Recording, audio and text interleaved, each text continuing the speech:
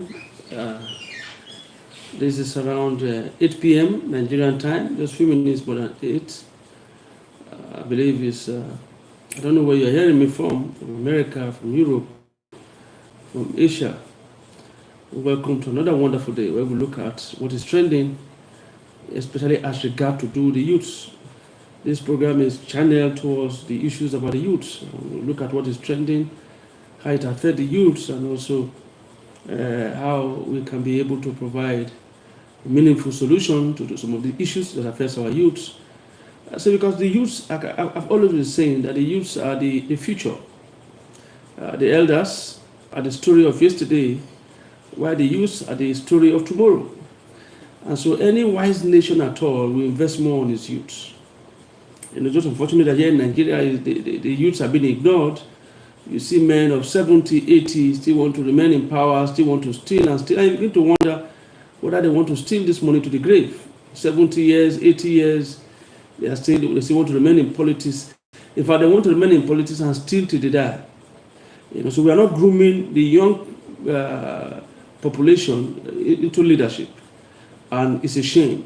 It's a shame. I ask myself, most companies, most organizations, at 60, people are retired. At 65, they retire them from service. Judges retired. I don't know if they've increased it now.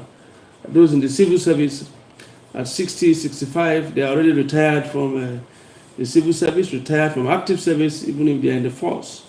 But at 70, 75, after they retire, they want to come in and become the president or governor. So I begin to ask myself, somebody retired from civil service, somebody retired from active service, and he wants to end up becoming the president. So so we should do everything possible to see how we can do away with a president that is 70 years and above. The biggest mistake Nigeria will make is to continue to elect a president that is 70 years and above. We shouldn't do it. It has not favored Nigeria. It has not. Let's look at the three leaders that we've had so far. Right from Yaradua down. They've done absolutely well. Those people that are below 60, and look at those people that are above 70. Looking at people like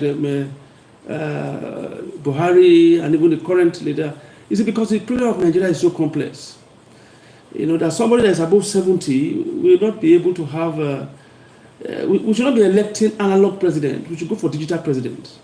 Analog presidents, those who are analog in their thinking, analog in their behavior. We shouldn't. It doesn't augur well. It has not favored Nigerians.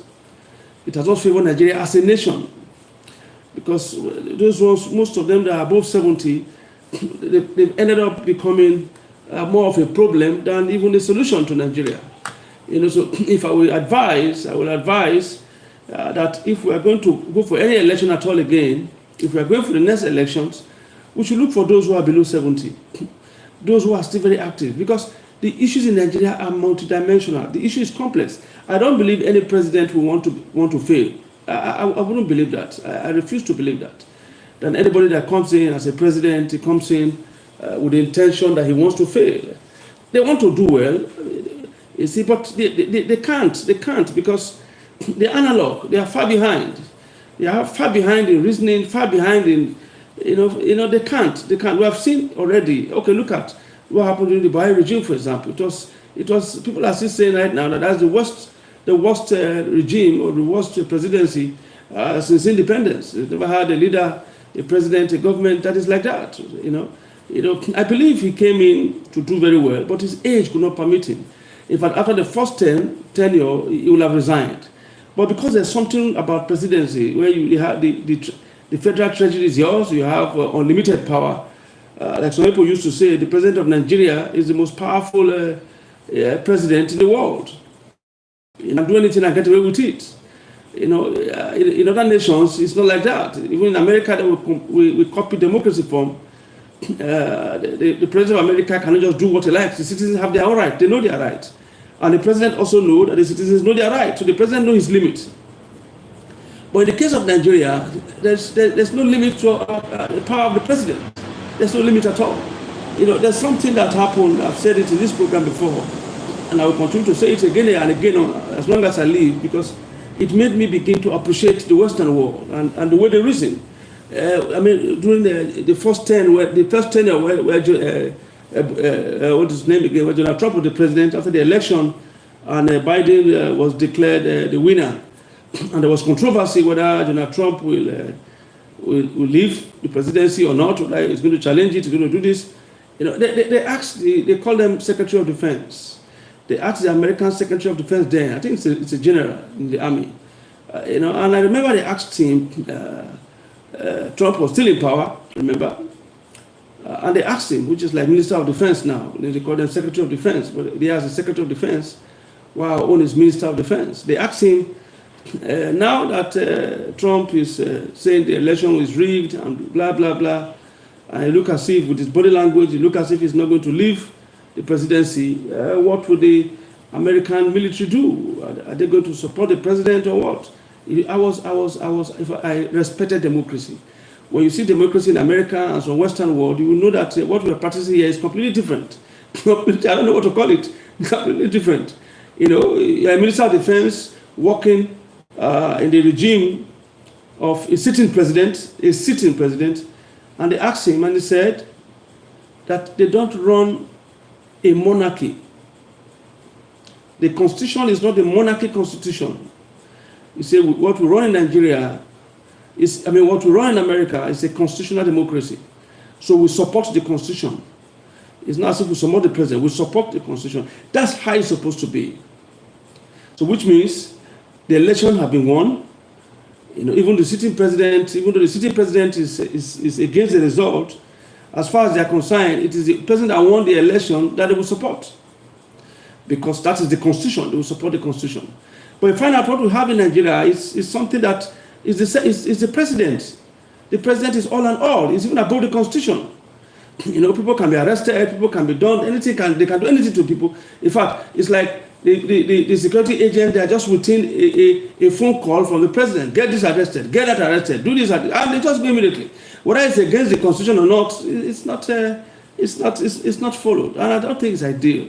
Because there must be standard, and I pray that this president that we have now, who have a track record of fighting for democracy, who inspired a lot of people. I listened to the interview in channels where some young men, including Shehu Kuti, the son of the late musical legend fella, when they were interviewing him, and he said something. He said that people like Bekor and some Kuti, people like Wole Soyinka, people like Tinubu, and the rest, these were people that inspired him as a young man.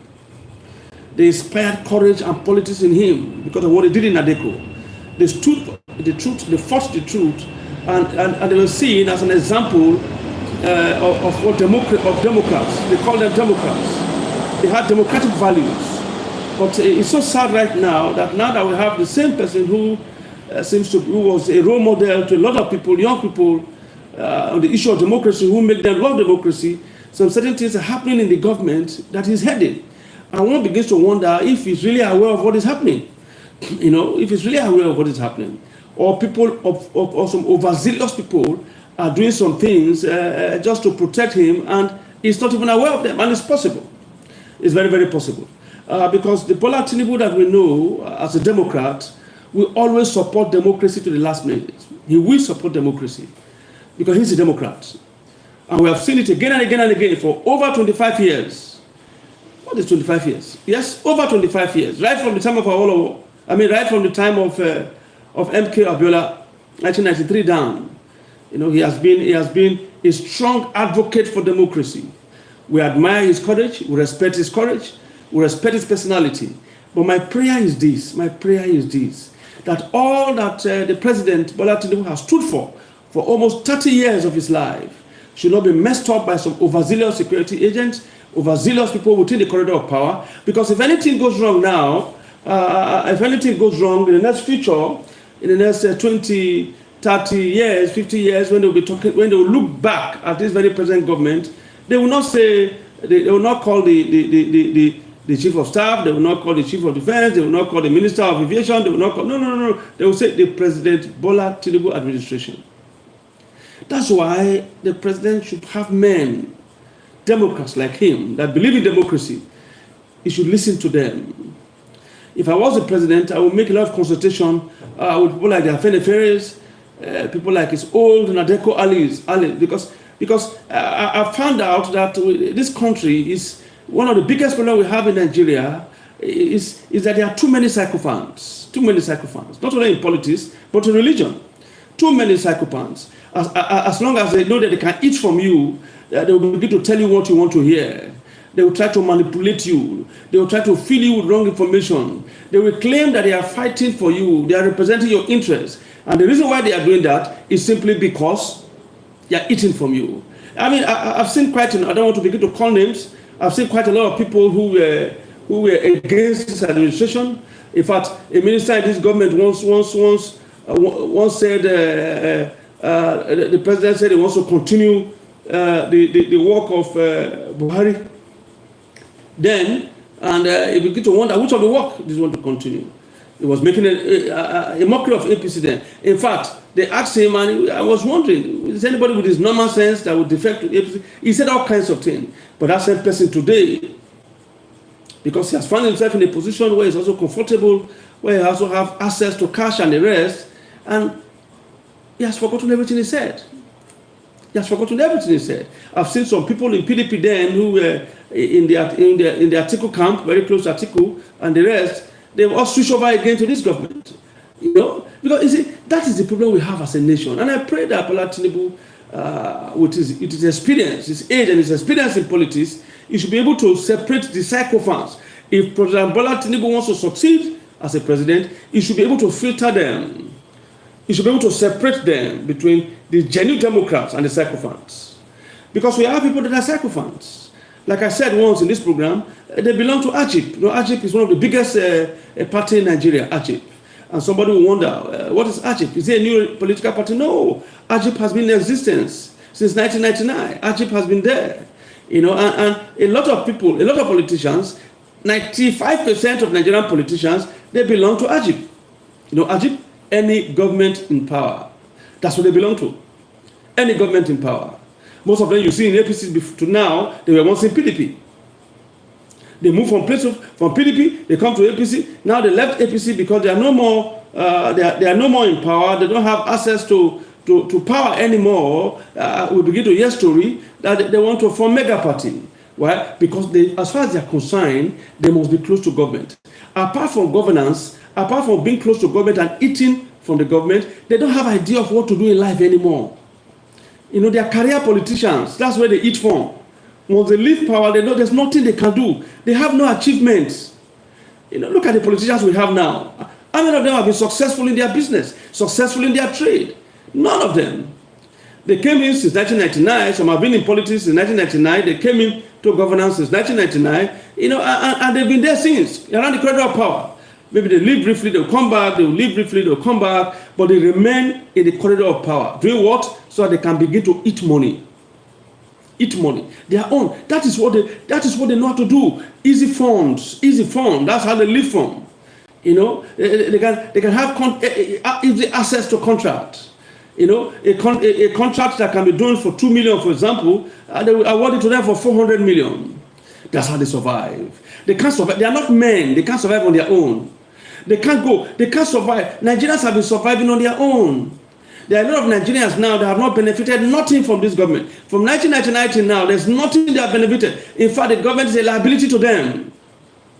Liability to the business. Because there's nothing they provided. Since 1999 till now, do we have light? No, we still have unstable power supply. Many times in this program, we have had to shut down immediately because while the program was on, they took off light.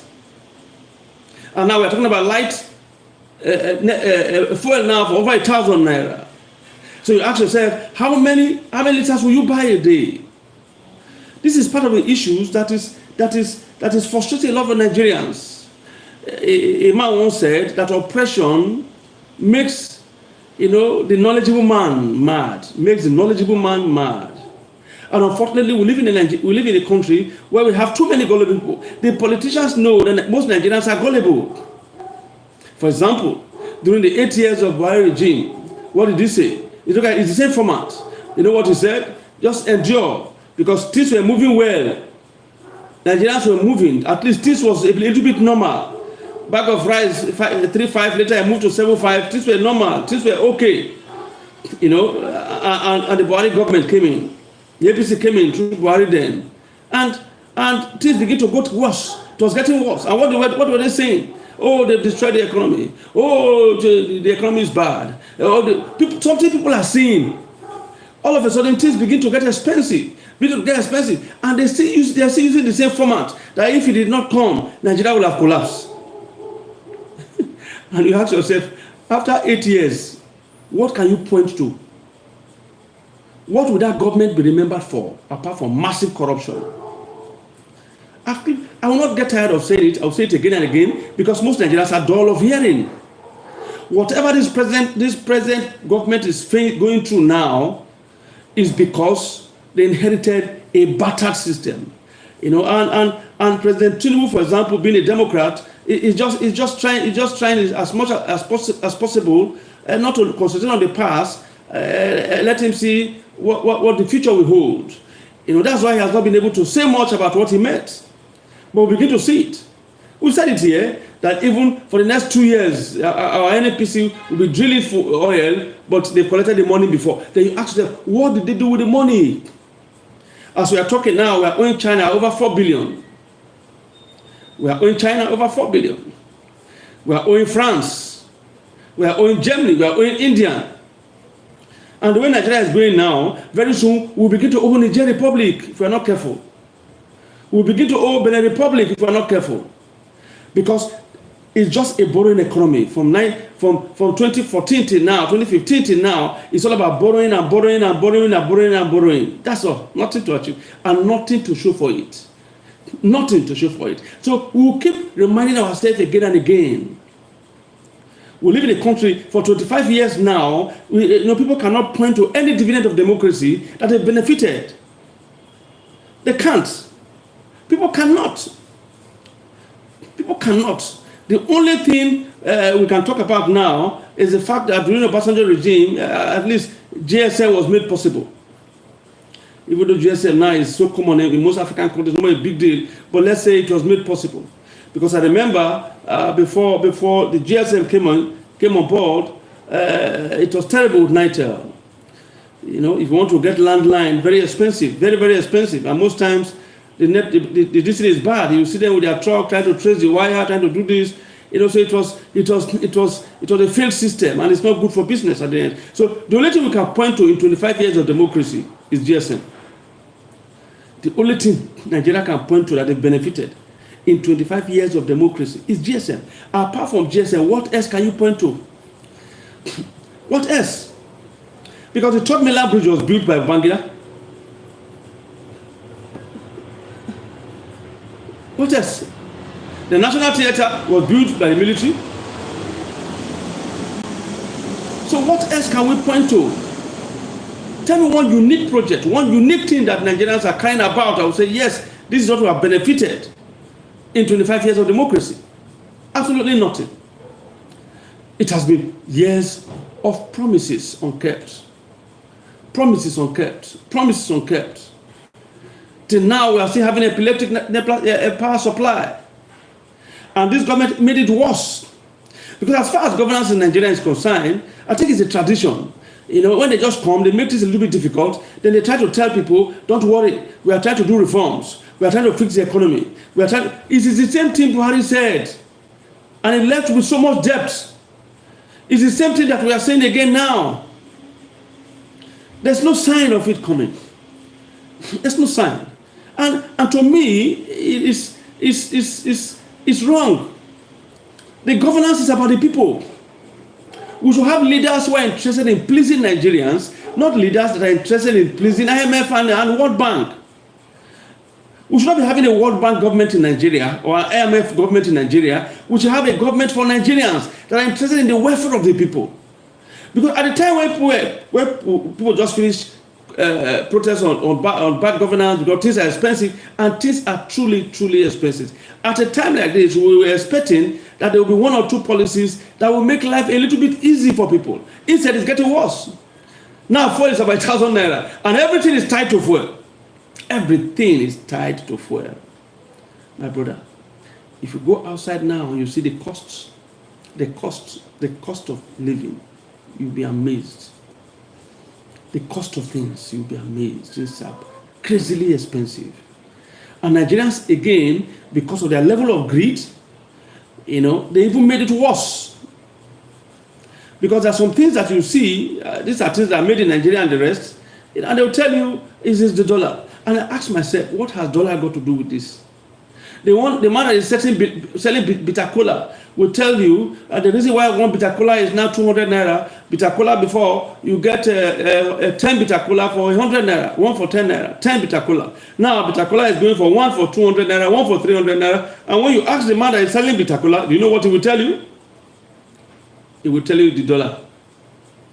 And I ask myself, what has dollar to do with bitter cola? Everything is crazily expensive. Everything, even things that are produced here. But are you going to blame them because they need to buy fuel when they get home? And fuel is about 1,000 naira now. Are you going to blame them because they are going to buy rice and bag of rice is going to 100,000 naira now? Are you going to blame them because they have to pay their own NEPA bill and light is expensive, especially if you find yourself in the area they call the Band A area? The Band A area. Very, very expensive. Light is expensive now. Look at how many units for 10,000 naira, for goodness sake. So if you are running a company, you are running a business organization, how are you going to survive? I'm hoping that, I don't know if the president is back from China, but I'm praying and hoping that immediately he comes back, the first thing the president will try to do is to address it. You see, because one of the things that Nigerians have been praying that gave Nigeria so much hope, even when it was deregulated and the cost of fuel was 560 naira, people were complaining. People were patiently waiting. Do you know what they were waiting for? They said Dangote refinery will soon start. That's our hope. That's our hope. Then all of a sudden, Dangote refinery start. The same day that the refinery declared that its refinery is set to operation, the same day fuel got to 1,000 naira. You begin to wonder. When they were bringing fuel from abroad, it was 560 from abroad. When they were bringing it, they were selling it at 560. Now that they are doing the same fuel in Nigeria, the crude belongs to Nigeria. The refinery is in Nigeria. The thing increase. Is Nigeria cost? Must there always be a problem? Must we create problem when there's not supposed to be any problem at all? Is it part of the mandate that Nigerians must be punished? So they must look for one way or the other to punish Nigerians.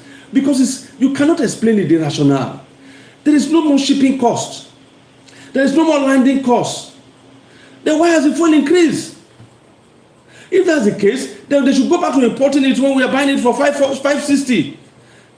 Now they are not importing it again. They are producing the fuel in Nigeria, and you cannot even buy it 1,000 naira. Look at almost twice the price.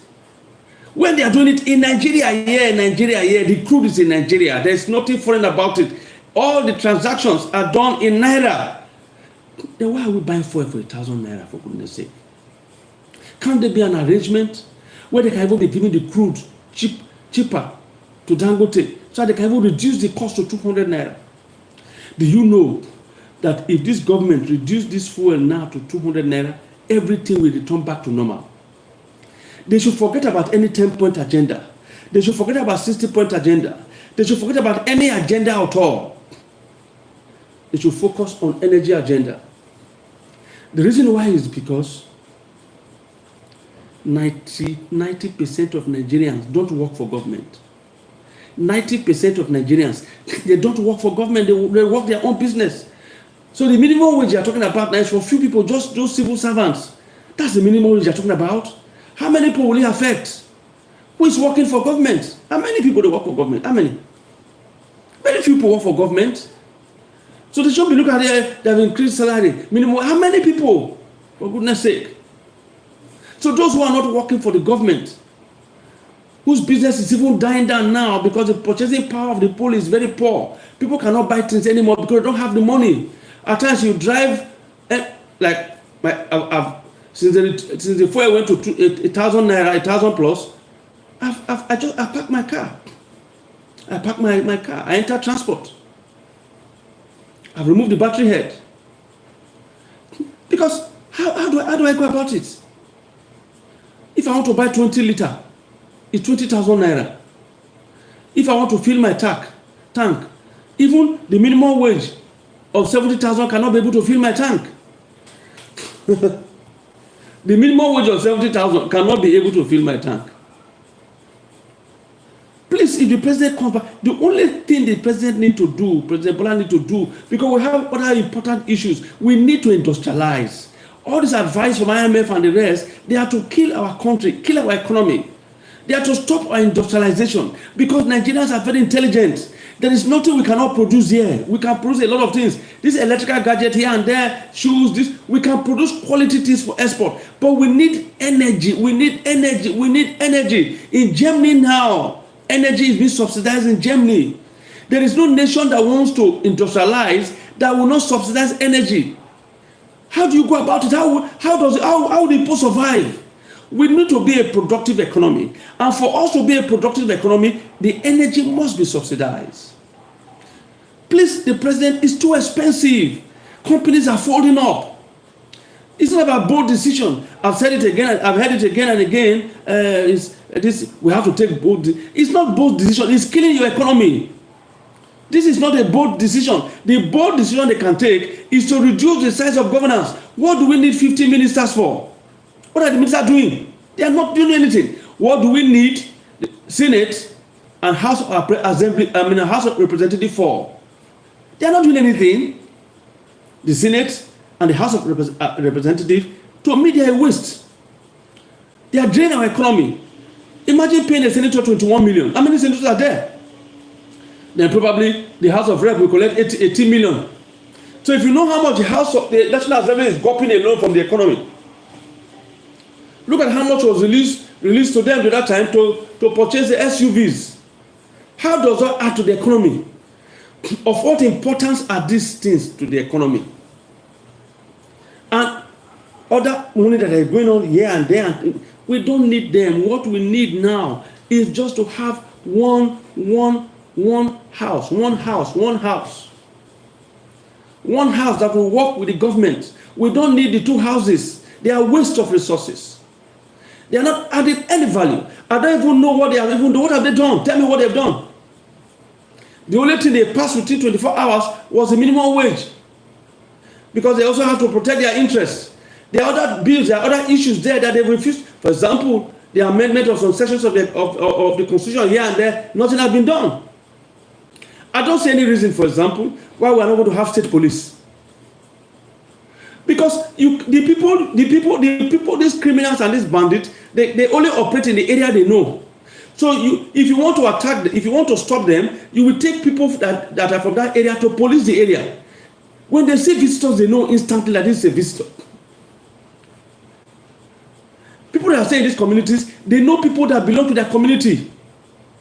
But when you post a policeman from Lagos, for example, and you take him to Zamfara, what does he know about Zamfara? What does he know? How does he know the area? He can't know. He didn't grow up there. That's not his terrain. He won't even if you see a stranger, he will not even know who a stranger is because he himself is a stranger. But you get people that grow up there, people are there, they know the strangers. They've been there for a very long time. They can tell you this person is a stranger. I've not seen this face here before. They know. And these are people that can police the area.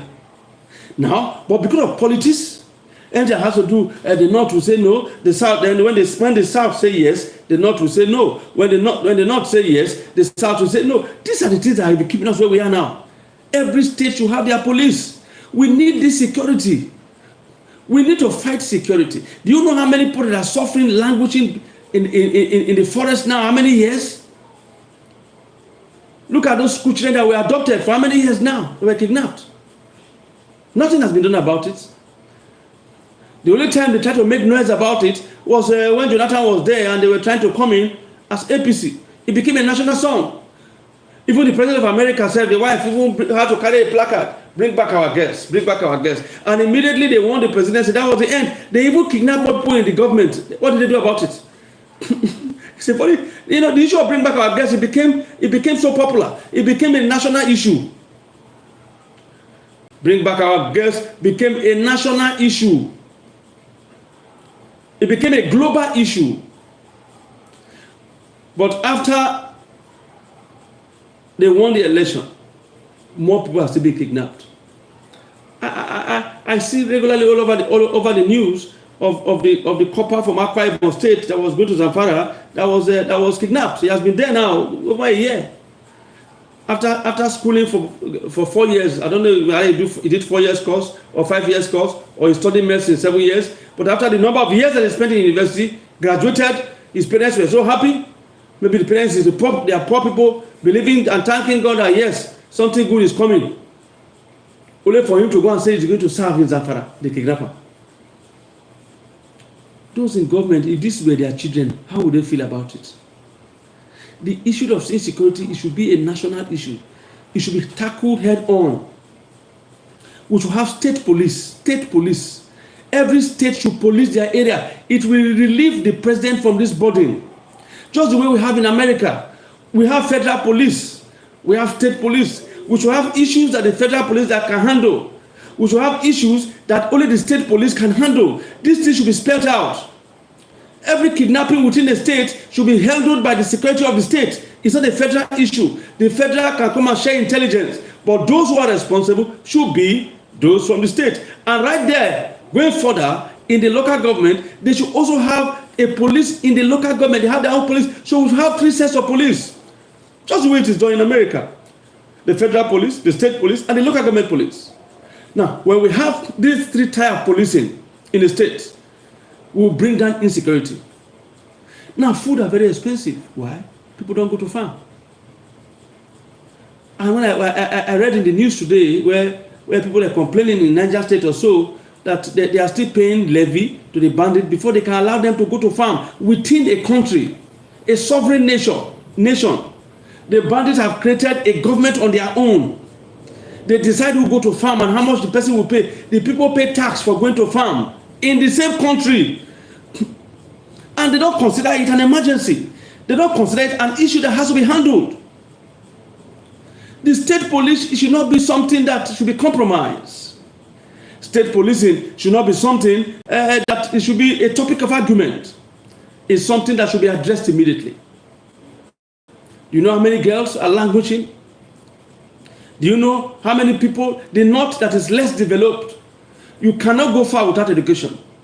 Education right now is under a threat in the north. If there's anybody that should be very, very interested in state policing at all, it should be northern leaders, the northern governors.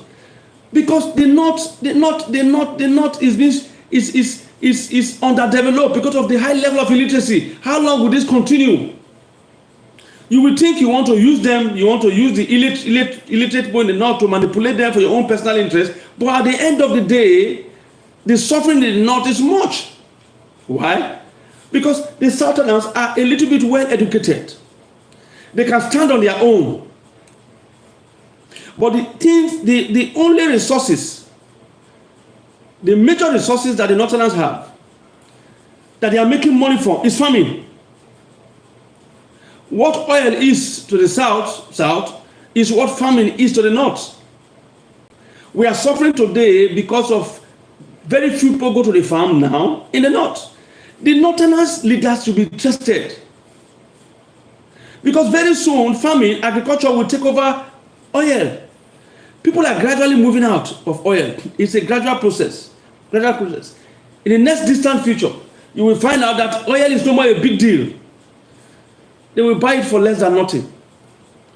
Because right now they are getting more and more cars that are using gas, more and more cars that are using electricity, more and more cars that are using sun, using solar, more and more. So gradually, you'll find out that petrol will be phased out. So what happens when petrol is phased out? The north can survive on agriculture. The north should be able to build an empire of agricultural farmers. The oil can be able to, the North can be able to feed the nation and feed West Africa, feed Africans. The North should be sending food to all parts of Europe. What we want to hear, even areas where we have the way Ukraine was sending grain to Nigeria, the northern leaders and other governors can also send thousands of grain, foodstuffs, even to Gaza. As they are fighting in Gaza now, the North can send thousands and thousands of foodstuffs to Gaza because they have more than enough food. The North can do that. But the bandits has not aligned them. The boys that should be going to farm, they're all in Lagos driving Okada. They're all in Lagos trying to dig sockaway pit for people. They're all in Lagos as gate men. They're all in Lagos as shoe shiners, selling bitter cola in the streets, carrying their small box, shining the shoe of people. These are healthy people, strong, healthy men that were chased out of their farm by the bandits. So we should take a comprehensive look in our security system again. I don't know why we are like this. This is the only country where people will continue to do the wrong thing again and again and they expect better results. We should shift away. We should have state police. We should have local government police. We should have federal police. Because who will come and invest in a nation that cannot even police himself? Who can? Imagine a situation where you have the local government police. That is where they stay. That is their area. Local government police, they are well armed. That's the way they are in developed countries. This kidnapping, where does the kidnapping take place? It takes place in local governments. It takes place in the rural areas. It takes place in the community. Now we have community policing, or you call local government policing or community policing. They are well armed. Before the federal police will even get there, this community police have already handled the issue perfectly well. These our leaders, they travel abroad, they see how it is done abroad. Why is Nigeria case different, for goodness sake? They travel abroad, they see how things are done abroad, they come to Nigeria and they do a different thing entirely. They hook up to doing a different thing. They made up their mind that they must do a different thing. They have all this county police, they have this, they have this, they have them in the US. You have the CIA, they have the FBI, they have the county police, they have this, they have different kind of policing. Making it difficult for criminals. Because the one the federal means the state will catch. The one the state means the local government will catch, or the community policing will catch. And I will be surprised if there are any other states, if anybody, especially if any governor in the northern states refuse to be part of the state policing, that person should not be voted in again. The person loves insecurity. It's possible the person is benefiting from insecurity. I mean, when Buhari was there, the Dubai government sent the United Arab Emirates, they sent a list of over 400 people that sponsor terrorism. They drove them from Dubai, they drove them to Nigeria. What did Buhari do about it? Nothing. The Mr. Integrity did nothing. Nothing about it. Nothing about it. So that tells you there are some people within the governing system that are benefiting from insecurity. There are many of them in government who are part of this insecurity we are talking now. Jonathan said it. Jonathan said they were Boko Haram in his government. And now we have seen that the man was saying the truth. We have seen that the man was actually saying the truth. There are people who love insecurity in the government. There are people who benefit from insecurity in this government. That's why they've not been in the government, not just this government alone, in governance. I know most of these people are always within the corridor of power. They have a way to remain. It doesn't matter. There are people that since Jonathan was there, they've been there. Even since Basanjo was there, there are some people that are always in the corridor of power. They are always there. There are people like that. They are always there. That is how they feed. They don't do any other thing. And I told you, and I said yesterday, or 2 days ago when I was in this same program, I said that the first thing that Tinubu should do when he comes back from China is to relieve his advisors of their job, because they are doing very poor advising. That's why the government is the way it is today now. They are doing extremely very poor advising. Poor advising. The advising is very poor, and that's why we are seeing the result of the advising in the poor level of where people are living. in the poverty. They advise the president wrongly. They claim that they love the president, but in their heart they don't love him. They are sycophants. They just want to eat more. They're just looking for where to eat. That's all. So we need to have the right advisors that will give the president the right advice. Let me say this. And I listened when Shehu Kuti said the same thing in the interview with channels. And I was wondering, I said, wow, this is what I've been saying for a very long time. This government must succeed. No. Whether President Tinubu like it or not, he must succeed. President Tinubu must succeed. The reason why he must succeed is this. If Tinubu fails, a lot of Nigerians will give up hope in democracy. No. He must succeed. Whether he like it or not, he must succeed.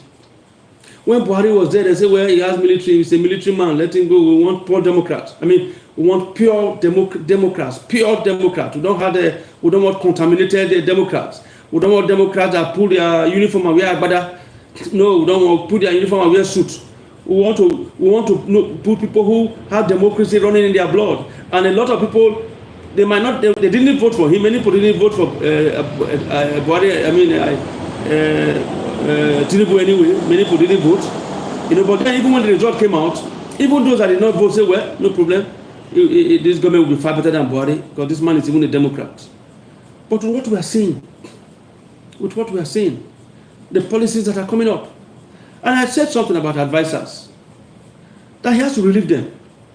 For example, when a minister of education in the 21st century, where we have seen in the news of 18 years old people having PhD in the US, in UK, 18 years having PhD, they have made a PhD. I begin to wonder, so when they start school, then you have somebody, a minister of education from the north that is ravaged with insecurity and ignorance, is coming to say until you are 18 years, you cannot write JAM, you cannot enter school. God, that was when I lose hope. When I read it in the paper and I saw it in the news, I just lose hope. I said, God, God help Tinubu. Bad advisors have taken over. That God will help this Tinubu to succeed. Because the success of Tinubu is the success of Nigeria. The success of Tinubu is the success of democracy. Let me say this again. If this Tinubu government fails, democracy has failed. Because if somebody like Tinubu could not succeed in a democratic government, then forget about democracy. Because these are the Democrats now. These are the Democrats. You cannot be more Catholic than the Pope. These are people that have democratic ideals. Tinubu has it. Tinubu has been talking about democracy for years. He has been fighting for democracy. He fought for democracy. He is a Democrat. If I'd left to me alone, he should not be called Jagaban or Siwaju. No. It should be called Democratic Tinubu, because that is who he was. I don't know the Tinubu we have now. I don't know what is going on. Tinubu should be wary of his advisors, because there are things that are happening that is getting people confused. They should provide evidence on some of these things. If not, so they are giving the wrong signal. For example, look at the people that were paraded. I've said that again and again. I'll keep saying it. Look at the people that were paraded for treason because they demonstrated. I looked at it. I felt, I almost have a headache. I felt God. I said, people will be watching this thing. How can this thing be happening in Tinubu government, for goodness sake? The young ones are losing hope. I watched an interview on channels today when they were talking. Yehu Kuti and the rest were talking. And the young people that came there, I felt disturbed in my spirit. I said, what information are we passing down to the youths? These were people that are under 30. They are beginning to lose hope in democracy. I begin to see people talk about socialism. They don't want a capitalist government anymore. Socialism. I say, God. We are beginning to lean too much wrong ideologies. So please, I pray that this broadcast, let's make it go viral. Let it reach the corridor of power, so that Tinubu can see it and watch it. Because we are saying today that if Tinubu fails, democracy has failed. If Tinubu fails, a lot of youths will give up hope on democracy. Because I even saw their frustration today when they were interviewed. I saw their frustration. Some of all these things should not happen in Tinubu's government under his watch. Under his watch. Please, people around the Mr. President should not embarrass the president. There are some things that should not happen under his watch. This is a democratic leader that fought for democracy. What Awolowo is to independence, what Azikiwe was, what Awolowo was to independence, what Azikiwe was to independence, what Tafawa Balewa was to independence, what the Sultan of Sokoto was to independence, is what Tinubu is to democracy. Under this government, we should have pure democracy. People should be allowed to express themselves. It's in the Constitution. President Tinubu should investigate the issue very well. And if he finds out that some overzealous security officers are trying to be overzealous, they should be dealt with. They must have enough proof that these guys that are taken for treason are actually committed a treasonable offense. They should separate them. They should separate the issue of treason from the issue of end bad governance protest, from the issue of protest, because protest is in the Constitution, and President Bola Tinubu is a Democrat. Is a Democrat. And so they should not confuse issues. They should not bring an embarrassment to the man. The steps that have been taken are embarrassing. The steps that have been taken are embarrassing. Treasonable offense for protests. For protests. Menene.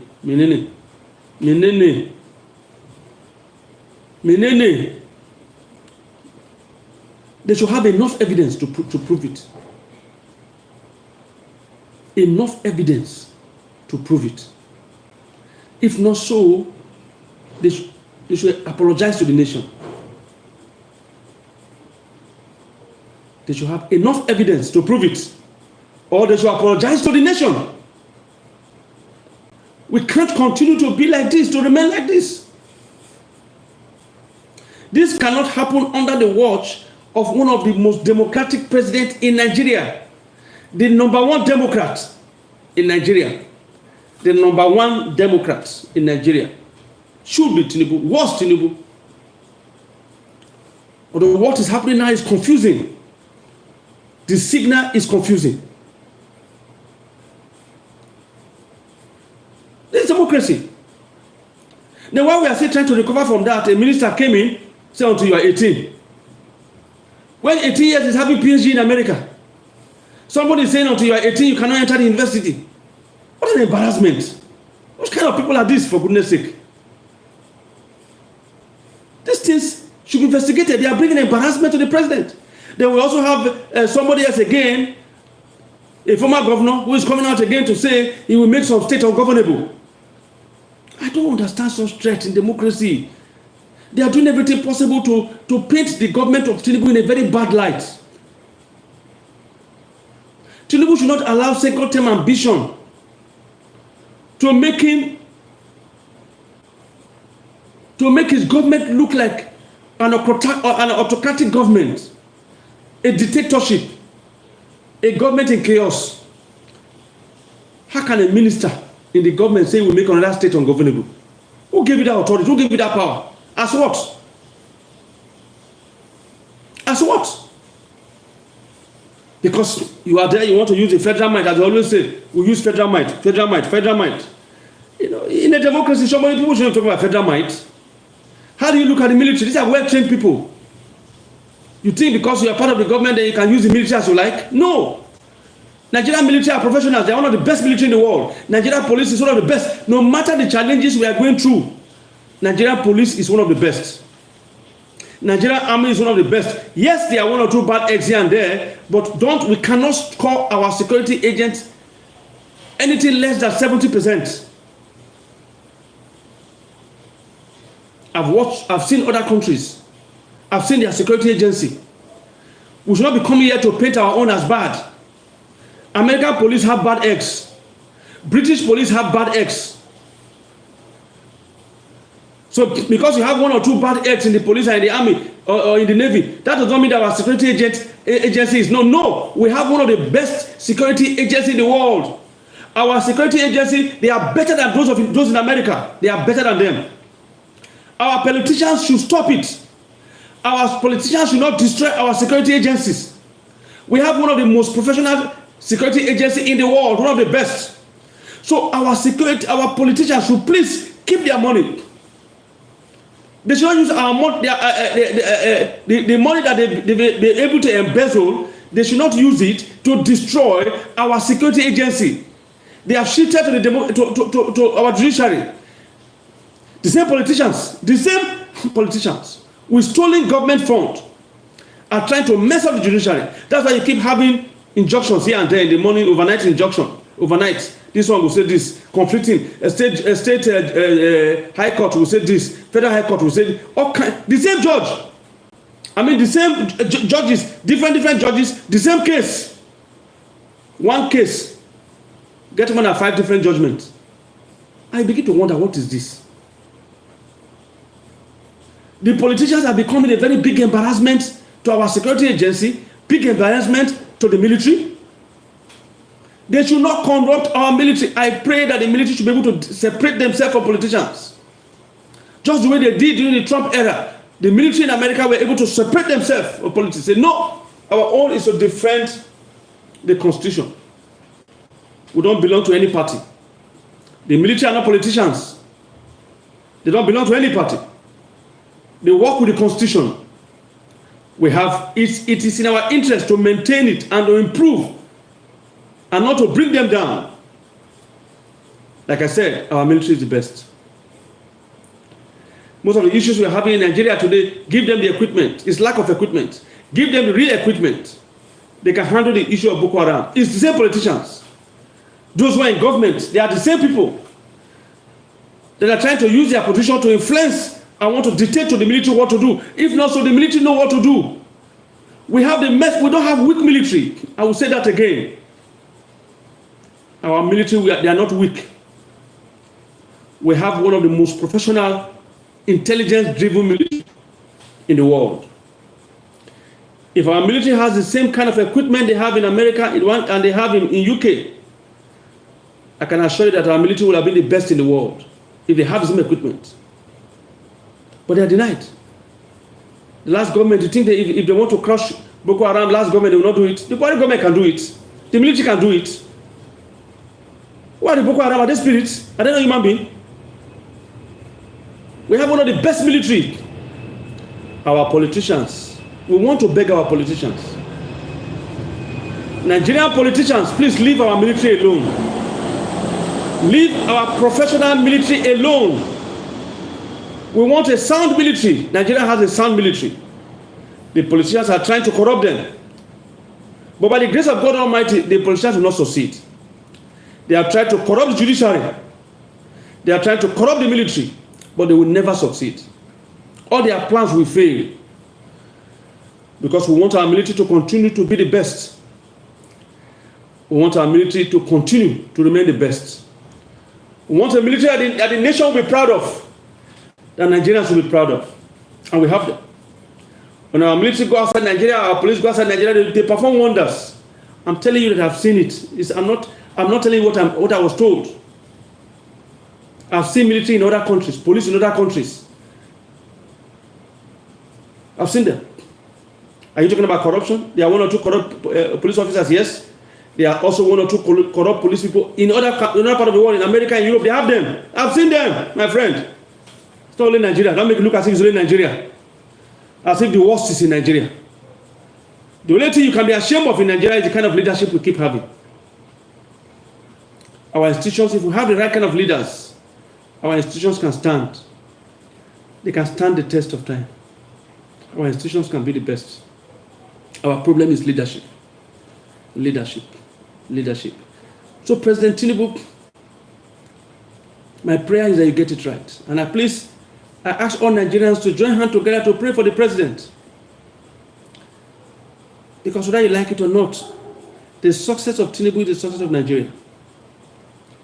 And I will round up by saying that, please, President Tinubu, your name, I keep saying it again in this program, I keep saying it, your name is at stake. Your integrity is at stake. I'm not talking about the integrity of Buhari, those ones are not integrity. Your name is at stake. Your integrity is at stake. Apply your name. I listen to the youths when you're talking today in China. I listen to the youths. I said, God, help the president. Most of them were saying they were inspired into politics by President Bola Ahmed Tinubu, a great Democrat. But what is happening now is confusing them. They don't even know what to think again. If the problem is the advisors, God, help Tinubu to drive away from that Aso Rock the wrong advisors. To remove the wrong advisors and bring in the right people that love this country. We have no other country apart from this. I pray, as I round up, as I've always been saying in all the program, I always round up with this saying, that may God help President Tinubu to be the father of a new Nigeria, the Nigeria of our dream. So we can have the Nigerian dream. People don't need to die of hunger before they achieve that dream. No. No. A father that is planning something good for his children will not kill the children first before the good thing will come. No. No. Handle the issue of energy. Thank God you are the Minister of Petroleum. Handle the issue of energy. Let there be one or two compromises here and there. Thank God we have Dangote refinery. I also saw that this September, Port Harcourt refinery will start. The crude oil belongs to us. We can have a special arrangement where we can give them the crude at a reduced price. Let that be the subsidy at a reduced price. So the fuel will go down. The excuse they are telling you, Tinubu, is not a good excuse. The people that are telling those excuses don't know what they are saying. They are the criminals in your government. They've been around the various governments. That when the fuel is cheap, they will smuggle it. Anybody that made that kind of statement, drive him from your cabinet. Drive him. That means the custom is useless. That means those who are manning our border don't know what they are doing. It's an indictment on custom. That a trailer of fuel will pass through, they won't see it. A trailer of fuel will pass through Nigeria border, they won't see it. And we have custom there. We have police there. We have all kinds of security. No. Don't say that kind of statement. It's an embarrassment. Other people listen to that statement in the world, they begin to laugh. They say, look at what Nigeria is saying. That they increase their fuel because they don't want us to smuggle the fuel through the border. Don't say that statement again. It's very embarrassing. Tanker load of fuel. Is it fuel needle? Is it fly? Is it pin? Is it cockroach? Is it ant? Trailer. Tanker full of fuel. Go past your border, you know, go see them. And you be custom. Look, Tinubu, deal with them. Remove them from there. They don't know what they are doing. Bring better people that will give the right kind of advice. Until we meet again tomorrow, please continue to pray that this Tinubu government succeed. That God will give him wisdom to bring in policies that will help the people. The number one reason we are praying for is how to handle this energy issue. I still believe that Nigerians can go back to fuel at 250 naira without any subsidy. Welcome.